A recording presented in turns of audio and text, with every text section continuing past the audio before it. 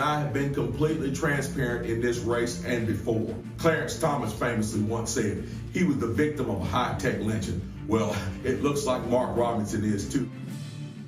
This story is moving fast. We talked about it at the top of the show. That was Republican nominee for North Carolina's gubernatorial position, Mark Robinson, trying to get out ahead of this bombshell CNN report. Among the findings from that network, that he made a series of comments allegedly on an adult website more than a decade ago. The alleged comments were explosive on politics, sex, race. Let's bring in Donna King for more. She's the editor-in-chief for the Carolina Journal.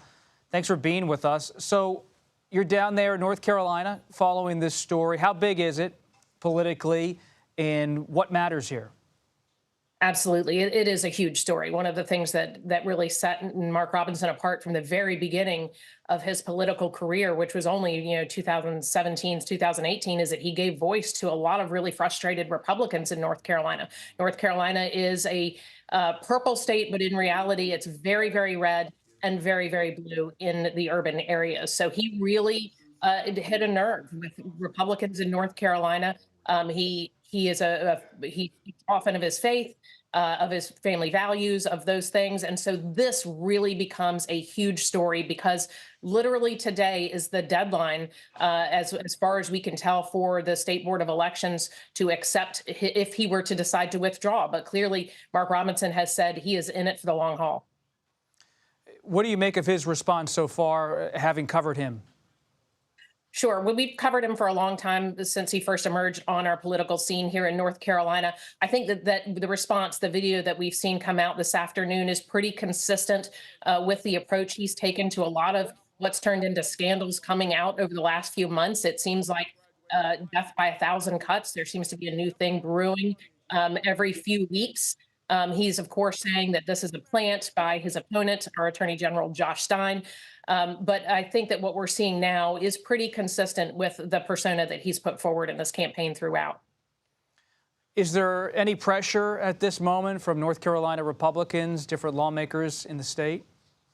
We're hearing an undercurrent of pressure even within his own party to step aside at this point. But we've really only had one group come out publicly and call for that.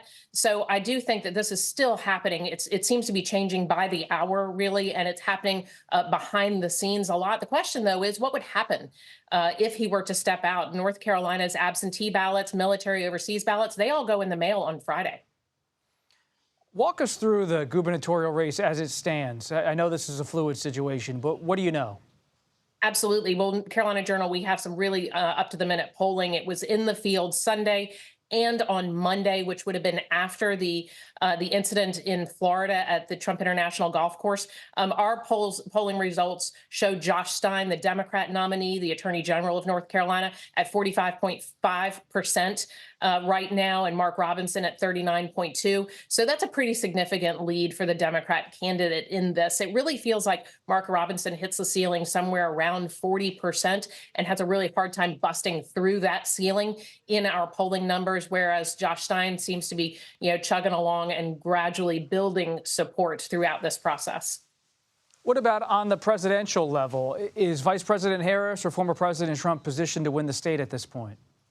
North Carolina is I would call firmly in sort of a toss-up. They are neck and neck. Former President Donald Trump right now is leading Harris by less than a percentage point. So it really is a neck and neck race. But, President Trump is very, very popular with the base here in North Carolina. And I think that we have found in our past polling in 2020, 2016, that we have what we call a shy Trump voter. They tend not to answer those polls and tend to sometimes not even be truthful when they do. So we have found that lots of pollsters account for that now in their methodology. We're really curious to see what happens in this go round. Donna King, thank you for stopping by. We appreciate it.